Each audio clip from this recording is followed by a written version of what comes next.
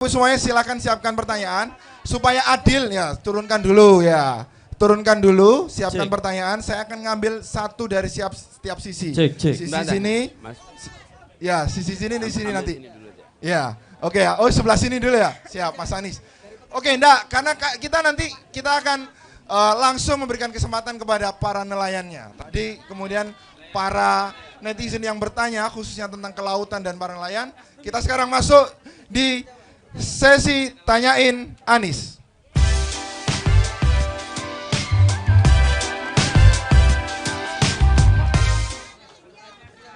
Oke, turunkan dulu hitungan 1 ke 3, silakan angkat tangan, oke ya. Para nelayan ya, oke ya. 1, 1, 1. Nelayan. Oke, nelayan. Kita berikan kesempatan. Langsung duduk sini. Ini Silakan. sebelum Mas, Pak, namanya siapa, Pak? Umar. Pak Umar. Gini Pak Umar, Bapak Ibu sekalian nelayan. Saya berharap juga dari obrolan ini, saya ingin Pak Umar, Siap. Kak, saya juga ingin malah mendapatkan masukan praktis. Betul. Apa yang sesungguhnya harus dikerjakan oleh pemerintah. Sepakat. Karena begini, pemerintah itu punya kewenangan. Tapi kalau punya kewenangan itu belum tentu punya pengetahuan. Sepakat. Betul tidak? Sepakat. Yang punya pengetahuan siapa? Nelayan. Ya, nelayan. Yuk, jadi saya mau dengarkan. Yuk, monggo. Ya, Assalamualaikum warahmatullahi taala wabarakatuh. Saya Umar, nelayan dari Muncar. Muncar itu sebelah selatan dari Belimbing Sari, Pak. Sepakat kita perubahan? Ya. Jadi, betul. Yang pertama Pak, yang kami inginkan sebagai nelayan Muncar itu karena melihat ikan di Muncar itu sudah tidak ajek lagi, 1 bulan keluar, beberapa bulan tidak keluar. Tak pikir ini penting untuk satu misal Pak Anies memimpin Indonesia, perlu penelitian secara penyeluruh terumbu karang kita. Karena kalau dulu itu hanya di pinggir pantai ikannya banyak, sekarang harus jauh melaut, harus berapa mil-mil. Tak pikir penting sebelum program reboisasi terumbu karang ada penelitian yang menyuruh dulu. Satu itu. Kedua Pak, yang disampaikan oleh jenengan tadi itu betul, adil itu tidak harus sama. Persoalan di perizinan ada persoalan di nelayan Muncar. Nelayan Muncar itu gini Pak. Jadi asal dia itu punya bakat untuk nelayan, dia beli perahu dan mujur jaya, kaya. Mujur, kaya dan kaya. Jadi tidak tahu persoalan peraturan tetek bengi yang disampaikan tadi oleh Pak MC tadi itu Pak. Fenomenanya di Muncar begini Pak. Asal beli perahu, dia tidak tahu persoalan GT. Jadi 20-30 gross ton itu tidak tahu. Jadi tak pikir menjadi penting, ini sudah saya sampaikan Pak di 2 menteri, bahkan Pak Menko Maritim sudah sampaikan persoalan ini, Bu Susi juga saya sampaikan persoalan ini. Jadi persoalan perizinan itu kembalikan ke daerah. Jangan ke provinsi atau apalagi ke Jakarta. Ke Banyuwangi nelayannya bingung Pak muternya Pak. Apalagi ke provinsi. Nggak pulang Pak dia Pak. Karena nelayan tidak punya kesempatan Pak. Kalau terang bulan dia harus berbenah-benah perahu. Betul kan nelayan? Harus benah perahu, jaringnya, jadi itu. Jadi peraturan itu dibuat simpel, dikembalikan ke daerah. Karena kalau sekarang itu kalau dia 30 gross ton ke atas itu harus ke Jakarta. Kalau 20 harus ke provinsi. Bingung Pak nelayan Pak. Akhirnya calo Pak, ujung-ujungnya mahal. Jadi akhirnya ada persoalan disiasati Pak. Bohong lagi persoalannya Pak itu Pak. Agar bisa punya surat nelayan disiasati dari 32 diturunkan 30 gross ton ke bawah. Akhirnya nelayannya nelayan tradisional semua Pak. Ya. Bukan nelayan yang ada di peraturan itu kayak di Muara Angke, tidak. Hanya bekerja di bibir pantai. Kayaknya harus ada peraturan yang tadi itu, makanya ketika membuat peraturan, objeknya kita ajak bicara agar tahu persoalannya. Jadi nelayan tidak tahu Pak, 30 gross ton, 20 asal beli saja ketika mampu, ini perahu ini masih layak pakai. Jadi dibeli saja, apakah dia akan ngimbat di persoalan peraturan, nggak paham nelayan Muncar Pak. Itu fenomenanya Pak. Oke. Kalau Jadi Bapak supaya dibuat sederhana dan dibuat dekat, supaya tidak harus ngurus ke provinsi atau ke pusat. Ya. Oke, siap. Baik, Sepakat Pak. langsung dijawab sama Mas Anies. Ya, jadi gini, 2 menit. Pak Umar, yang pertama tadi ide bagus bikin penelitian tentang komprehensif soal terumbu karang supaya kita tahu apa sebetulnya duduk perkaranya, sehingga sekarang melaut harus jauh, kok tidak bisa melaut di dekat-dekat dengan pantai. Insya Allah itu. Yang kedua tadi soal perizinan.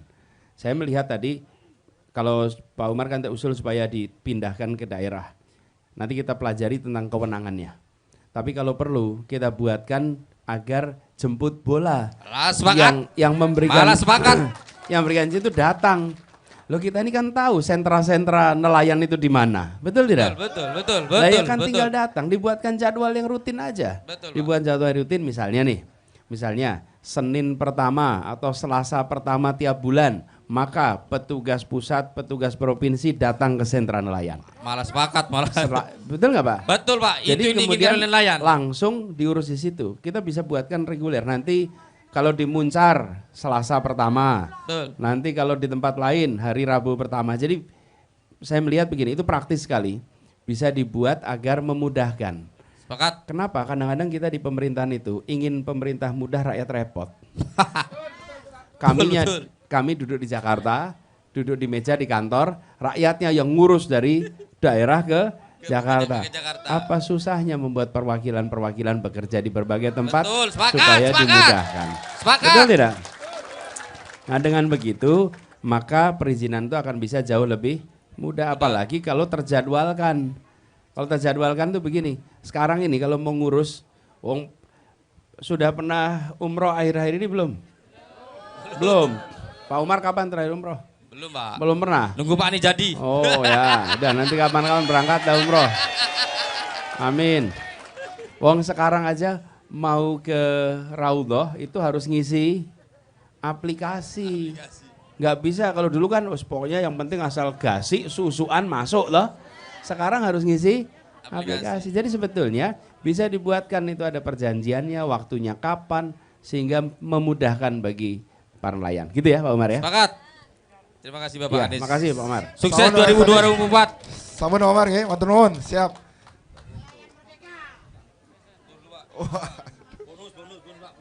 Sini. Pak Umar sini. Langsung. Sini. Ya, langsung aja. Anda pilih. Ya, baik.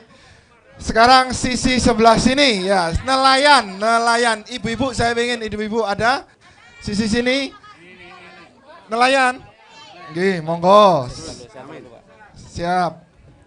Ibu waktunya 1 menit nggih. Monggo silakan nanya, kenalan dulu. Assalamualaikum warahmatullahi wabarakatuh. Perkenalkan nama saya Haryati. Saya perwakilan Bu Haryati, monggo lenggah Bu Haryati. Gaduk Pak. Gaduk tibong.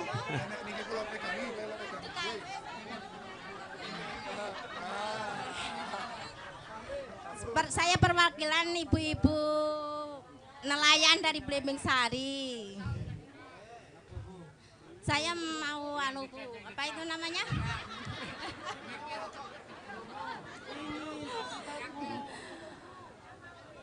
Kan nelayan Blimbing Sari itu kan kecil merana, apalagi ibu-ibunya yang lebih merana. 3 bulan Pak nggak ada hasil. Makanya kalau Pak Anies jadi, saya minta di Blimbing Sari diadakan apa itu namanya? Apa namanya? Saya belum tahu Bu. Apa? Kayak bantuan semacam ada kegiatan ibu-ibu untuk membantu para suami yang lagi merana. Biar apa? Bisa membantu ekonomi suami gitu loh Pak, ada ya. keterampilan apa gitu Pak. Ibu, yang Ibu pengenkan apa? Kepengennya apa? Ya keinginannya apa, ada keterampilan ibu-ibu, ada kemasukan ibu-ibu gitu biar bisa membantu ekonomi suami. Jadi seperti pelatihan gitu. Ya. Kalau selain pelatihan apa Bu? Ya. Minta uang, suami 3 bulan gak kerja Pak. Ya. Ya udah Pak, cuma itu aja. Ya usaha apa sih Pak, pokoknya ibu-ibu bisa menghasilkan apa gitu. Ya, Pemasukan supaya usaha. bisa ada Kemasukan kegiatan usaha. untuk membantu suami. Bantu suami ya. Karena suami tidak bisa melaut gitu. Ya 3 bulan gak melaut merana, istrinya lebih merana. Iya. Memang loh, kalau tidak ada penghasilan itu, iya tentu suami tidak dapat pekerjaan, tidak dapat pendapatan. Tapi saya mau tanya di sini, yang ngutang ke warung suami atau istri? Istri. Istri kan? Istri. Yang ditagih siapa nanti? Sedangkan suaminya merana nggak ada hasilan 3 bulan. Apa yang buat bayar? Iya. Nah ini kalau tidak dapat begitu, nggak dapat bantuan, apa yang mau diteruskan Bapak Ibu? Enggak toh? Ya oke ya. Ya cuman itu, Baik Pak. Bu. Harapan Cuman Ibu kalau boleh saya tanya lagi, pelatihan apa yang Ibu bayangkan? ya kerajinan apa yang penting ada kemasukan. Oh ya, oke. Baik, ini mungkin menarik Bapak Ibu sekalian. Gini, Bapak Ibu sekalian, Modal apa ini sih, Pak? betul. Cukup ya? Ya. Jadi gini Bu Haryati, insya Allah nanti kita jadikan sebagai program di kampung-kampung nelayan selain kegiatan kebijakan untuk kegiatan perikanannya, maka harus disiapkan program pendamping supaya keluarga, apakah istri ataukah anak itu punya keterampilan agar bisa berkegiatan usaha mungkin yang relevan dengan potensinya. Di sini potensinya apa? Lalu kemudian disiapkan pelatihan yang sama. Ya, siap Bu, itu nanti kita laksanakan. Makasih Pak. Ye. Assalamualaikum. Sampun nggih Bu? Oke, langsung jawab. Oke. Baik, saya kasih kesempatan lagi yang sebelah sini, mungkin sebelah sini. Dari nelayan. Lagi nelayan.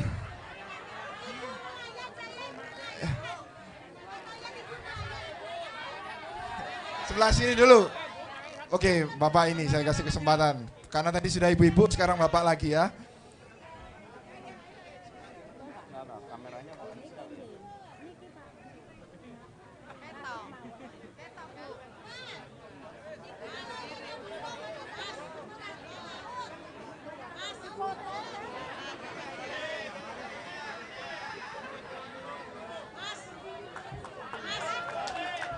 Matur nuwun.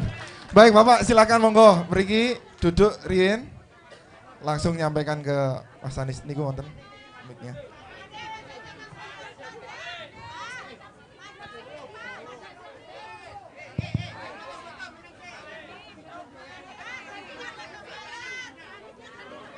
Assalamualaikum warahmatullahi wabarakatuh.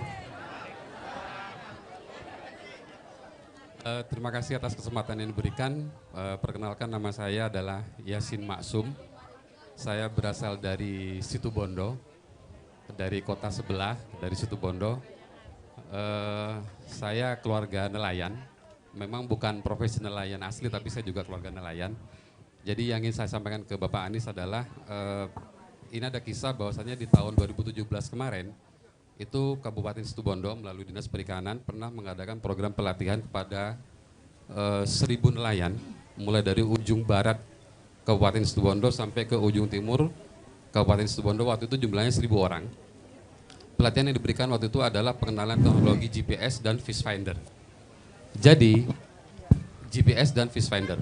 Jadi waktu itu nelayan diberi pelatihan teoritis lalu dibawa praktek langsung ke laut. Ternyata manfaat dari perkenalan teknologi itu sangat besar bagi para nelayan, sehingga waktu itu kalau nelayan itu yang biasanya mau berangkat ke laut itu harus tebak-tebakan. Kita mau menuju ke arah utara, agak ke timur atau kemana, mereka kebanyakan gambling. Jadi tidak tahu persis di mana posisi ikan itu berada. Ternyata secara teknologi, itu LAPAN, Lembaga Penerbangan dan Antariksa Nasional itu ternyata sudah punya data setiap hari yang bisa mengetahui di mana posisi titik berkumpulnya ikan. Nah, data koordinat posisi ikan itu akan muncul tiap hari dan itu akan diberikan kepada nelayan dan data itu akan sangat bermanfaat bila nelayan punya GPS sehingga dengan memasukkan koordinat di GPS itu maka nelayan akan langsung menuju ke titik di mana ikan itu berkumpul. Dan itu sangat efektif. Nah, sayangnya setelah pelatihan saat itu belum ada tindak lanjut yang berarti dari pemerintah. Bahkan alat yang dipakai untuk praktek waktu itu, termasuk alat yang mahal, GPS dan Fish Finder sekaligus, itu hanya sebatas dijadikan hanya alat praktek, tapi tidak diberikan kepada nelayan sebagai bantuan. Akhirnya beberapa nelayan itu harus berinisiatif untuk beli sendiri secara mandiri, harus proaktif sendiri, ya memang harganya ada yang murah, ada yang mahal. Nah, sampai sekarang seandainya pemerintah mau menggiatkan itu lagi, saya pikir itu akan sangat berarti terutama bagi para nelayan kecil ya. Sehingga berangkat ke laut itu tidak harus main tebak-tebakan kita mau ke arah utara, ke barat atau kemana untuk cari ikan. Kalau sudah dapat data itu. Alat itu dipasang di kapalnya atau di pelabuhan? Alat itu dipasang di kapalnya masing-masing. Okay. Jadi alatnya sangat sederhana, pemasangannya sangat simpel. Jadi alat itu kemudian kita pakai aki, pakai baterai dari sepeda motor itu, powernya cukup pakai 12 volt, dia langsung akan terima sinyal dan dia akan langsung sama kayak GPS. Harganya berapa itu? Seingat saya kalau, mohon maaf boleh menyebutkan merek nggak? Ya boleh aja namanya fakta. Yang speknya bagus itu kayak mereknya Garmin waktu itu, harganya sekitar 16 jutaan lah. Okay. Waktu itu 16 jutaan. Saya pikir itu bukan barang yang mahal bagi pemerintah, apalagi kalau sekarang sudah APBN, itu akan sangat terjangkau sekali. Oke, siap. Itu Bapak. Terima kasih Pak Yasin. Terima kasih banyak Bapak. Ya, jadi ide kan begini sekalian, kita itu mengalami kemajuan dan ada banyak teknologi yang bisa dipakai. Tadi kita ngomong soal garam. Garam itu kan banyak teknologi baru yang dipakai untuk produksi. Nah, di dalam kegiatan perikanan juga sebetulnya begitu.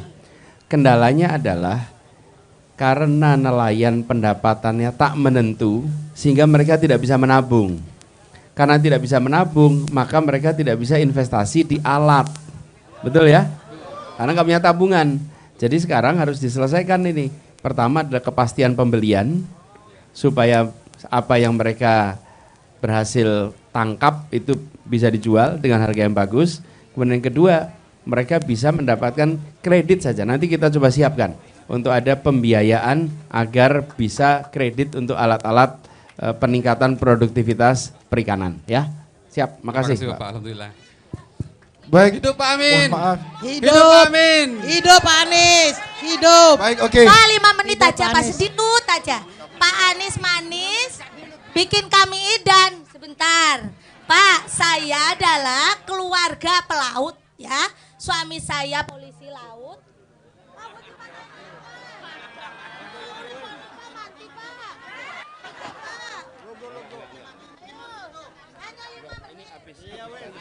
Ya, 1 menit ya Pak. Saya namanya Bu Nadiro, Fatayat Blimbing-Sari. Permintaan saya cuma 2. 1, karena jenengan sudah ada di wilayah Blimbing-Sari ini ya, warga Pantai Blimbing-Sari mohon dikasih modal usaha. Ya, Orang setuju belum apa jadi. tidak? Yang kedua, Fatayat Blimbing-Sari mohon diayomi dikasih pelatihan. Nggih, terima kasih. Wabillahi taufik wal hidayah. Wassalamualaikum warahmatullahi wabarakatuh. Pun nggih, lega kula pun. Baik, nggih, saya mengingatkan kembali nggih pada Bapak Ibu semuanya. Pak Anies ini tertib, maka kita harus tertib juga, setuju? Oke, Mas, baik. Mas. Nggih, matur nuwun. Mas. Assalamualaikum Mas. Assalamualaikum. Ini ada mantan gurunya Pak Anies ada hadir di sini dari Jogja. Masya Allah. Ingin ketemu dengan muridnya.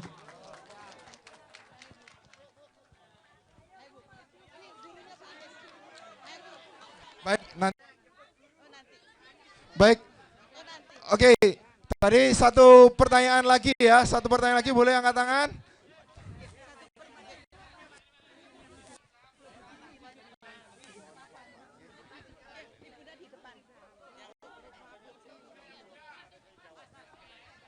Oke, ya ini ada, kebetulan ada mahasiswa yang datang sini, kita kasih kesempatan, boleh? Oke, silakan taruh. 1 menit ya. Baik, sebelumnya Assalamualaikum warahmatullahi wabarakatuh.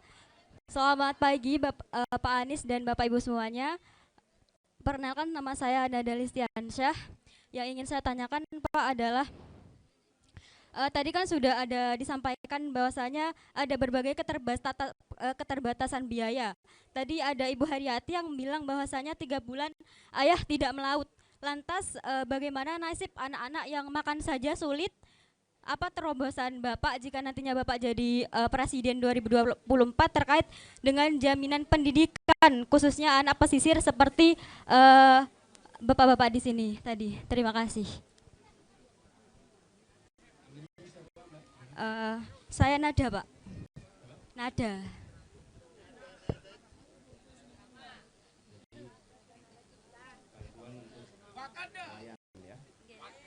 Tadi kan disampaikan bahwasanya di sini makan saja sulit gitu Pak. Apa nanti ketika Pak Anies insya Allah akan terpilih menjadi presiden gitu, apakah terobosan Bapak untuk menjamin pendidikan dari anak-anak nelayan khususnya anak-anak pesisir di sini agar mereka juga punya akses pendidikan yang baik seperti itu?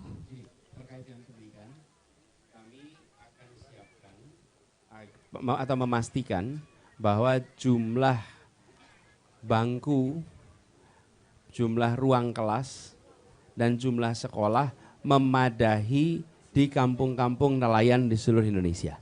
Sehingga kampung-kampung nelayan tidak kekurangan ruang kelas. Jangan sampai, misalnya contohnya nih, anaknya 100, tapi ruang kelasnya cuma nampung 50. Apa yang terjadi? 50 yang sisanya tidak bisa sekolah. Nah seringkali SD-nya cukup, tapi SMP-nya kurang, SMA-nya kurang. Jadi kalau SD memang pada dapat karena SD banyak, tapi SMP dan SMA. Saya ingin pastikan itu. Yang kedua, memperbanyak sekolah vokasi di bidang perikanan, kemaritiman di kawasan-kawasan pesisir sehingga anak-anaknya bisa melakukan kegiatan perikanan, kemaritiman dengan pendidikan yang lebih baik, dengan keterampilan yang lebih baik. Lalu yang ketiga adalah bantuan biaya. Jadi kami akan berikan bantuan biaya tambahan. Kalau selama ini kita sudah ada KIP, maka itu akan ada KIP Plus, di mana ada tambahan biaya yang diberikan untuk tambahan bantuan kalau lulus SD, supaya tidak putus sekolah. Karena pas lagi pindah dari SD ke SMP itu biayanya paling mahal. SMP ke SMA itu yang mahal. Nah, di situ kasih bantuan khusus. Dengan begitu mudah-mudahan nanti tidak ada yang putus sekolah. Gitu ya. Makasih Nada. Sama-sama Pak. Dari kampusnya mana?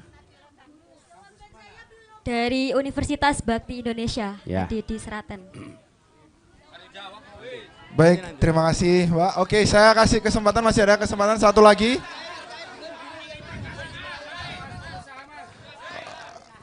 Oke, tadi oke, guru yang ngajar nelayan boleh. Silakan duduk sini. Selamat ya.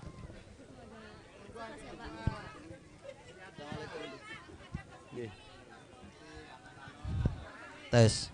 Assalamualaikum warahmatullahi wabarakatuh. Perkenalkan, nama saya Rianto, biasa dipanggil Itong, Mbak. Saya Ketua Umum Forum Tenaga Honorer kategori 2. Pasca tes 2013, Rianto Itong. Yang pernah 2 kali ke pendopo, Pak. Alhamdulillah, terkait dengan apa yang disampaikan oleh adik kami mahasiswa, perlu Pak, memang rombel dengan jumlah guru yang ada di nelayan itu. Memang sekarang ini yang PNS sudah purna tugas. Sekarang dilanjutkan oleh tenaga pendidik dari tenaga honorer yang notabene ex-THK 2 sampai hari ini belum tuntas penyelesaiannya. Maaf, kami kemarin membantah apa yang disampaikan oleh mantan bupati kami, Menpan RB Bapak Abdullah Aswaranas, katanya jumlahnya THK 2 itu 1,6 juta. Itu tidak benar, Pak. Jumlah kami setelah tes, maaf, 439.956 orang. Waktu Bapak menjadi Mendikbud, ini sudah berkurang, Pak. Diserobot, maaf, PP kami diserobot oleh Gubernur Ahok, Pak. Ya, jumlahnya 5.000 tenaga guru honorer GBS, guru bantu swasta DKI, menyerobot PP kami. Seharusnya 439.000 ini seharusnya tahun 2019 sebelum Pilpres itu sudah tuntas. Karena kesepakatan rapat dengar pendapat Komisi 2 DPR RI, di situ ada dijelaskan juga bahwa XTHK 2 akan dituntaskan sebelum masa Pilpres 2019. Bapak masih ingat betul itu. Kemudian dikurangi 30% 30.000 dari jumlah THK 2 yang bodong, Pak. atau mal administrasi, atau ada juga di Banyuwangi gudangnya PNS nyogok. Itu sudah kami laporkan Pak ke Ombudsman, sekarang dipecat Pak. Nah, singkatnya Pak, kami THK 2 tinggal 200.000. Apa yang disampaikan oleh Menpan kami, juga Bapak mantan Bupati kami, itu tidak benar. Kemudian yang berikut Pak, ini mohon penyelesaiannya, mudah-mudahan Bapak Amin, Bapak Anies dan Bapak Amin nanti akan dikabul, diijab oleh Allah menjadi Presiden RI 2024. Yang berikut Pak, kalau masalah tenaga honorer nasional itu wajar lah Pak ya, jika berkompetensi Pak ya. Yang paling parah ini dari Kemenak Pak. Dengarkan wahai moden-moden yang ada di Blimbing Sari. Kalian pernah ikut tes 2013, dinyatakan lulus, sampai hari ini belum mendapatkan SK Pak. Kacau enggak Pak? Ini se-Indonesia Pak. Moden itu kalau di Kemenak namanya pembantu petugas pencatat nikah ya. Ikut tes 2013, dinyatakan lulus, sampai hari ini belum mendapatkan SK. Kemarin kami lacak ke Kemenak, ke BKN, ke Kemenpan RB, mereka semua saling lempar handuk. Tolong Bapak Anies menjadikan prioritas P3N ini. Billahi taufiq wal hidayah. Wassalamualaikum warahmatullahi wabarakatuh. Amin. Amin. Amin. Terima kasih Pak. Insya Allah datanya nanti kami sampaikan ke pendopo Pak, Lebak Bulus Pak. Terima kasih. Matur nuwun. Nggih. Nggih. Terima kasih Pak Itong. Terima kasih.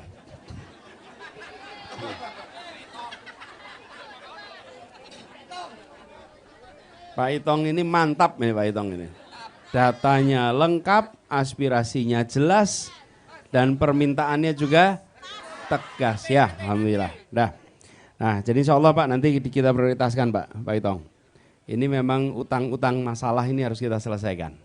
Ya, siapapun yang ya karena itu sudah janji, ya sudah kita yang bantu melunasi janjinya, ya. Walaupun bukan kita yang berjanji, Pak. Tapi kita laksanakan. Siap. Lalu tadi sampaikan Bu Nadiroh nih soal modal usaha.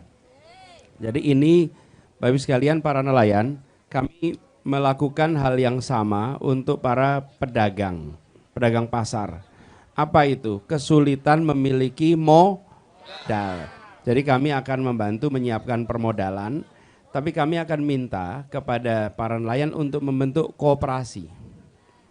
Kenapa membentuk koperasi? Supaya nanti bisa mendapatkan akses permodalan yang jumlahnya lebih besar. Sekarang kalau nelayan di Blimbing Sari ini ada berapa kira-kira? 500, 1000, berapa? 300-an. Nah, saya beri contoh nih.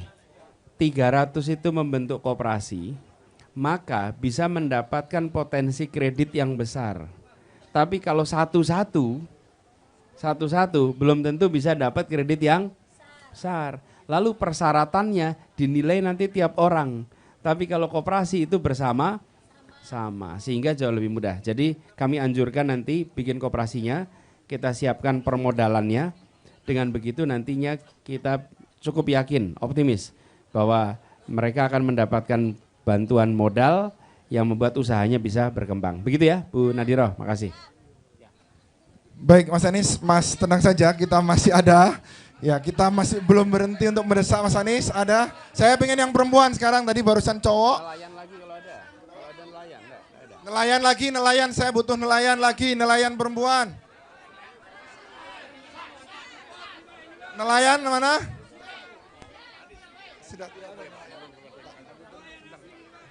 Mohon kerjasama dan keterlibataannya, saya butuh nelayan. Nelayan.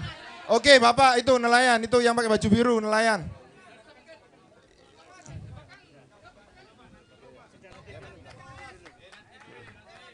Mahasiswanya Pak Rasid Baswedan, Pak Takwa yang dulu. Nelayan dari mana? Sepeken, siap. Tahun 75 Pak. 75 ya. Bismillahirrahmanirrahim. Assalamualaikum warahmatullahi wabarakatuh. Salam perubahan. Terima kasih.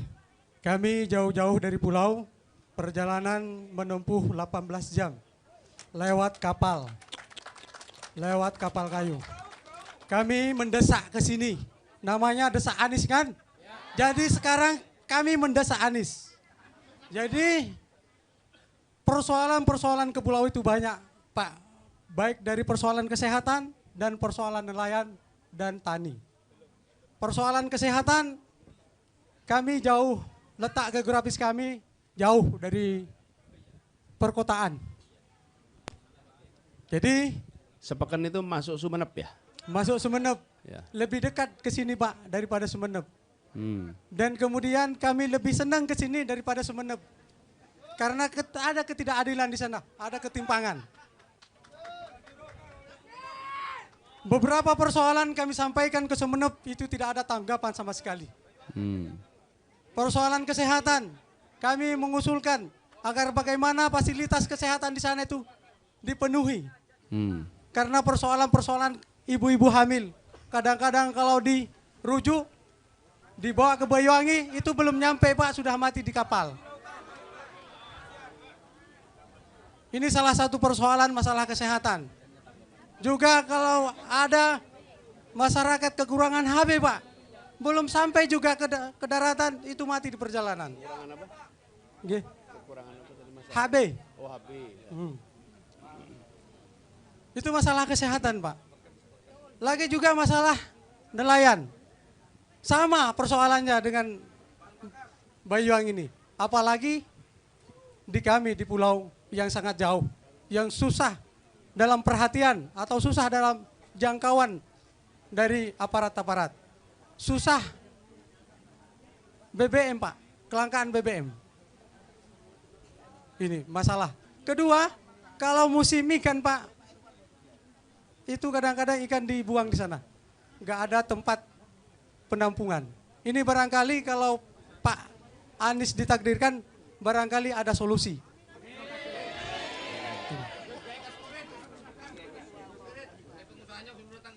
Kemudian persoalan nelayan ini Pak, banyak nelayan pendatang ke pulau kami. Nelayan kami di sana nelayan tradisional, tapi banyak pendatang-pendatang yang dari luar. Jangan sampai kata menteri apa itu, katanya ikan Cina lepas ke Indonesia. Jangan sampai seperti itu Pak. Iya. Jadi barangkali ini kami ngumpul ini Pak, banyak orang ini. Dari pengusaha ini. Ini mendesak Pak Anies ini datang ke Sapeken. Kami siap patongan untuk transportasinya. Ya Pak. Kami siap, ini sudah siap ini. Ini dari Sapeken ya, datang Ya. sini. 18 jam jenengan sampai 18 sini. jam. Sapeken itu banyak pulau Pak. Ada minyak di sana. Kemudian penerangan harus adil juga Pak. Nah. Oke, ya siap. Namanya siapa? Wawang Pak. Terima kasih Pak Wawan. Ya, terima kasih. Jadi gini, Pak Wawan terima kasih sudah memilih untuk datang ke sini walaupun perjalanannya panjang. 18 jam perjalanan ke sini, luar biasa. Dan tadi yang disebut sebagai masalah kesehatan itu, Pak Wawan, kami merasakan seperti Bapak. Kenapa? Jakarta itu kota yang punya kepulauan. Dan kepulauan, namanya Kepulauan Seribu. Ada 11 pulau.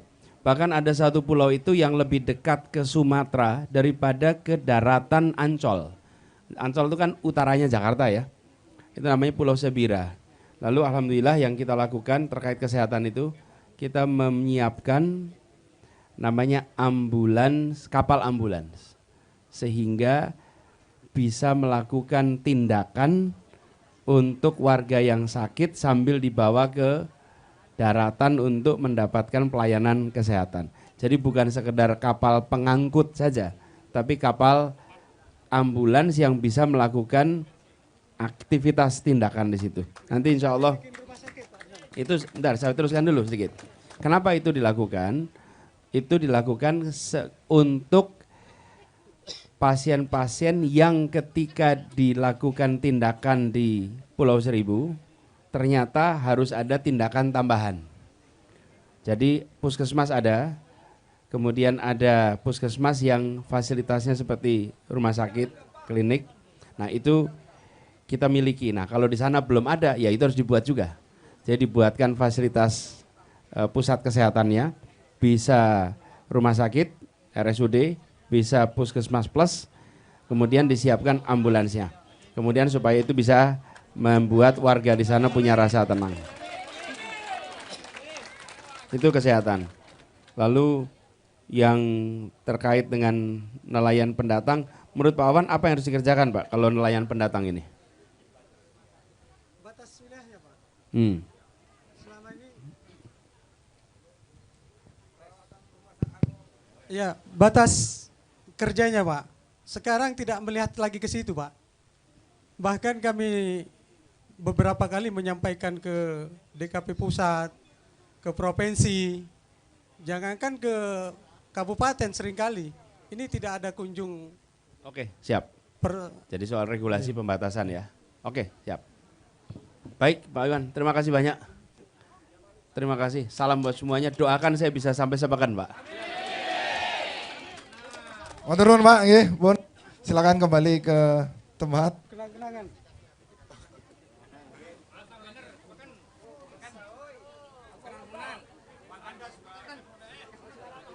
Sampun. Matur nuwun. Sepakan. Baik, satu lagi yang mau mendesak Mas Anies dari nelayan. Ya, dari nelayan. Kalau bisa perempuan.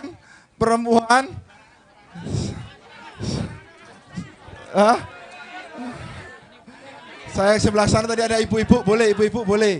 Ya.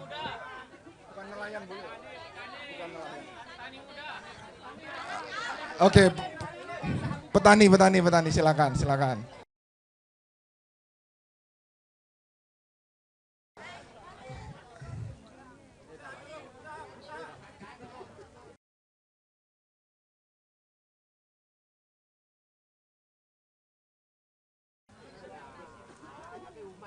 Nelayan tadi sudah diwakilkan, kita ingin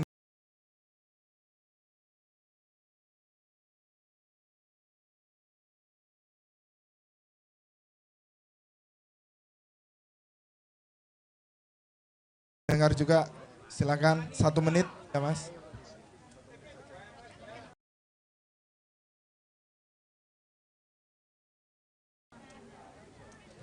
Assalamualaikum warahmatullahi wabarakatuh.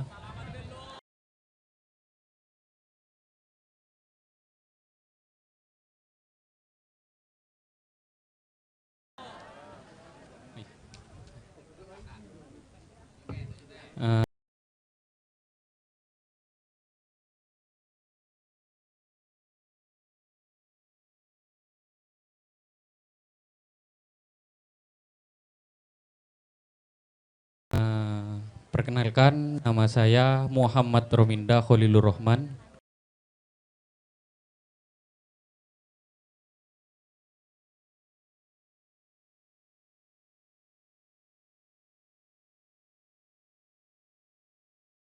Dari Kecamatan Longsorjo, lebih tepatnya dari Desa Watukubo, perbatasan antara Situbondo dan Banyuwangi.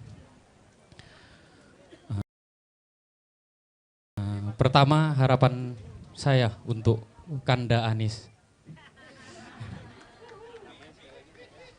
Harapan saya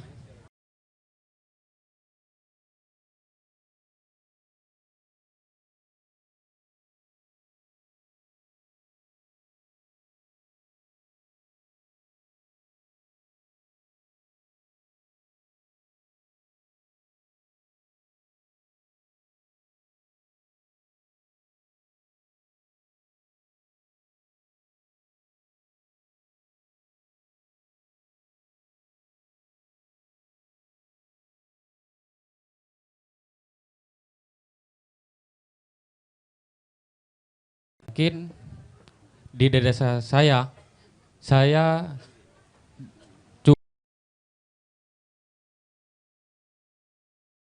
cuma pemuda yang mau menjadi petani itu hanya beberapa. Mungkin perbandingannya 500 banding 1 yang memang benar-benar untuk menjadi petani. Ya, faktor kenapa pemuda tidak mau menjadi petani itu salah satunya jaminan hasil pertanian itu ya, jaminan harga itu salah satunya. Yang nomor 2, pupuk, target pupuk. Nah, kita tahu sekarang bahan pokok pupuk di Indonesia paling banyak impornya itu dari Ukraina dan Rusia. Dan pemerintah seakan-akan itu tidak punya solusi lagi selain dari Rusia dan Ukraina. Nah, salah satu keresahan pemuda kenapa tidak mau untuk menjadi petani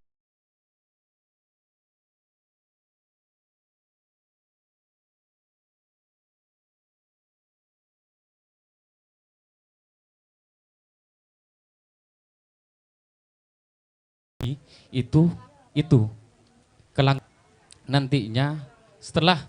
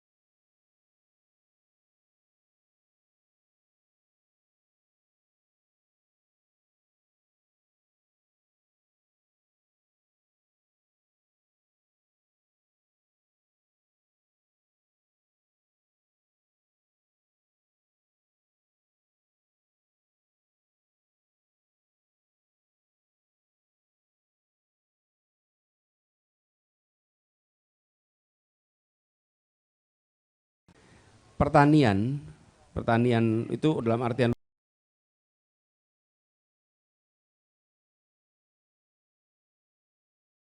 luas, itu masuk banyak sektor. Kenapa anak muda tidak mau di sektor pertanian? Sektor pertanian kan sektor pangan toh. Pangan itu kan begini Bapak sekalian.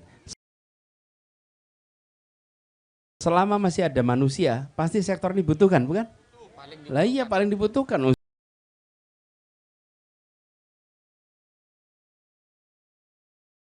Semua kita perlu makan kok.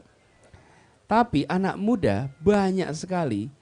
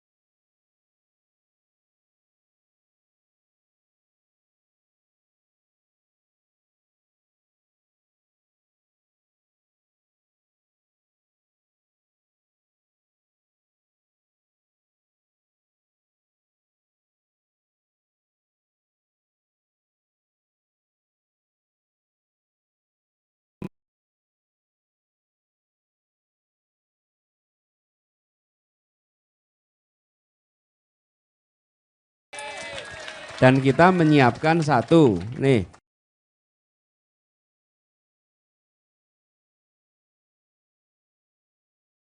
Satu adalah kontrak pembelian panen yang biasa disebut sebagai apa namanya?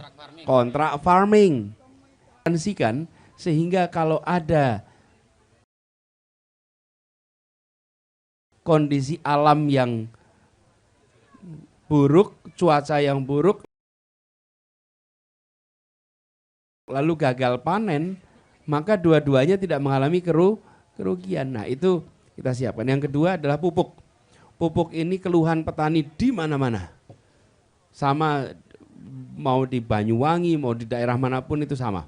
Jadi insya Allah ini akan kita bereskan pupuk, tidak perlu lagi pakai kartu-kartuan. Kalau di daerah lain ada yang pakai kartu. Ini tanggapan lagi ya, tambahan lagi. Terkait pupuk yang kita alami itu kendalanya juga mafia pupuk itu di semua daerah pasti ada. Ya harapan saya nantinya Kanda Anies itu bisa membasmi semua mafia pupuk. Oke, siap. Insya Allah nanti basmi semuanya. Ya, sip. Ya, sudah.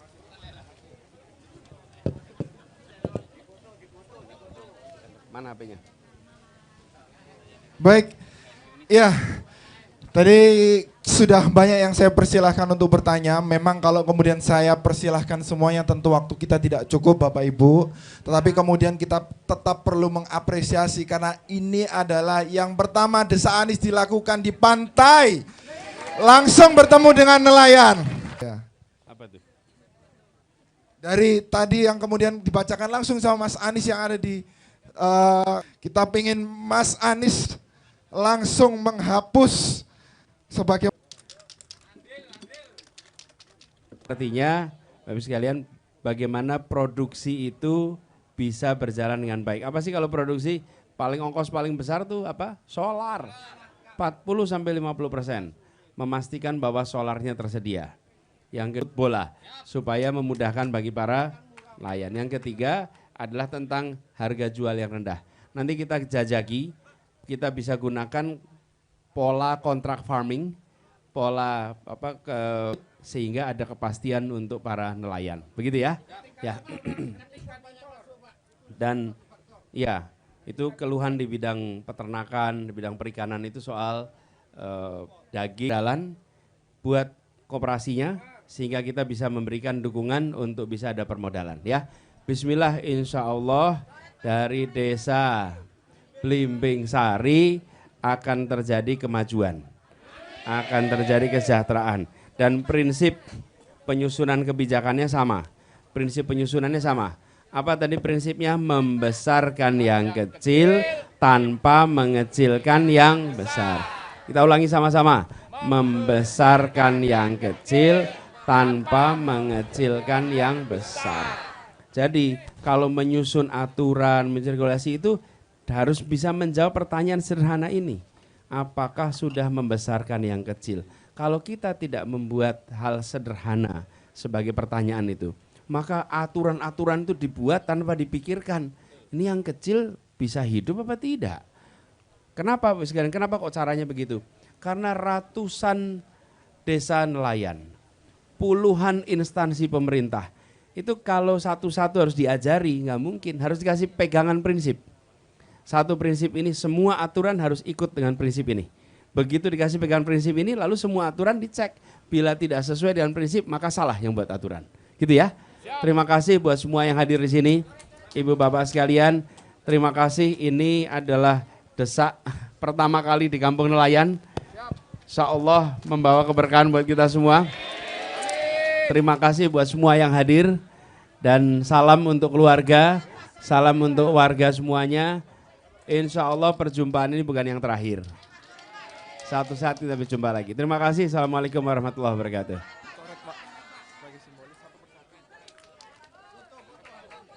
Sebentar. Ini rupanya disiapkan untuk dicoret. Sebentar. Bapak lenggah mawon Pak, lenggah. Semuanya duduk. Bapak lenggah mawon, duduk aja Pak, duduk. Ibu duduk dulu, duduk. Semuanya duduk dulu ya. Oke. Pak, agak turun Pak, takut nanti kesemprot bibirnya Pak. Turun. Nah, biar kalau kesemprot perut masih aman Pak. Siap ya? Siap. Bismillah. Nah.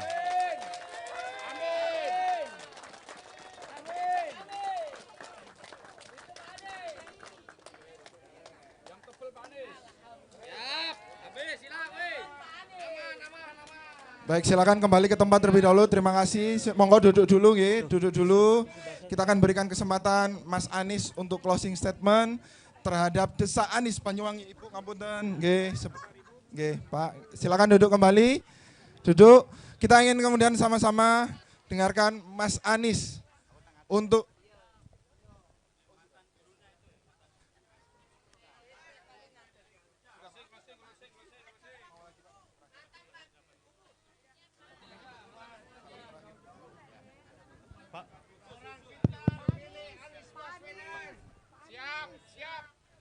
Ibu Bapak sekalian, begini Bapak sekalian. Tanggal 14 Februari kita diberi waktu 6 jam, mulai jam 7 pagi sampai jam 1 siang untuk menentukan Indonesia 5 tahun ke depan. Dan 5 tahun ke depan itu tidak bisa diubah sampai tahun 2029. Keputusannya dibuatnya 6 jam. Apa yang harus diputuskan? Bapak Ibu, hari ini kita berdiskusi soal masalah-masalah. Pertanyaannya, apakah masalah ini mau diteruskan? Kalau tidak mau diteruskan berarti perlunya apa? Perubahan. Kalau perubahan maka ada 3 pasang calon. 3 pasang nih. Dan 3 pasang ini Bapak Ibu saya minta membandingkan. Kami memilih untuk datang dan diskusi supaya ibu dan bapak punya informasi. Ini loh, kalau pasangan Anies Muhaimin ini yang mau dikerjakan. Ini prinsipnya, ini cara berpikirnya, ini cara membuat keputusannya, ini langkah yang dikerjakannya, apa yang sudah dikerjakannya. Kami milih membuka diri. Kami tidak mau mengirimkan kepada bapak ibu sekedar hiburan-hiburan saja. Supaya nanti bapak ibu memilih berdasarkan hiburan. Tidak. Saya ingin Bapak Ibu memilih karena Bapak Ibu tahu apa yang Bapak Ibu akan dapatkan. Betul kan? Nah, nanti Bapak Ibu menilai dari 3 ini mana yang paling banyak samanya. 100% sama tidak mungkin. Pak Umar punya aspirasi tadi. Bagaimana soal perizinan begini-begini. Pak Wawan tadi punya aspirasi. Tidak mungkin Pak Wawan sama saya sama 100%. Kemudian Pak Umar sama, tidak mungkin. Tapi mereka bisa membandingkan mana yang paling banyak samanya. Paling banyak samanya, pilih itu. Berikan kesempatan untuk kita memilih. Nah, saya tidak mau Bapak Ibu sekalian sekedar mengirimkan Bapak Ibu hal-hal yang sifatnya hiburan seakan-akan itu adalah solusi. Bukan. Kita lagi butuhnya adalah kebijakan baru yang berubah. Jadi saya merasa bersyukur hari ini bisa ketemu dengan para nelayan, walaupun ini bukan perjumpaan pertama dengan nelayan, apalagi Banyuwangi. Sebelumnya ke Muncar. Ya ikut ya di Muncar. Ke Muncar dan sama, saya di Banten ketemu hal yang sama. Kemudian waktu itu kemarin saya ke Bengkulu ketemu dengan nelayan juga cerita yang sama. Di Kalimantan Timur masalahnya juga sama. Masalah kampung-kampung nelayan itu setara, serupa. Dan itu menunjukkan selama ini dibiarkan. Karena itulah terjadi problem yang sekarang terasa di mana-mana. Kami akan melakukan perubahan. Kami akan membuat kebijakan dengan prinsip yang tadi kami pegang.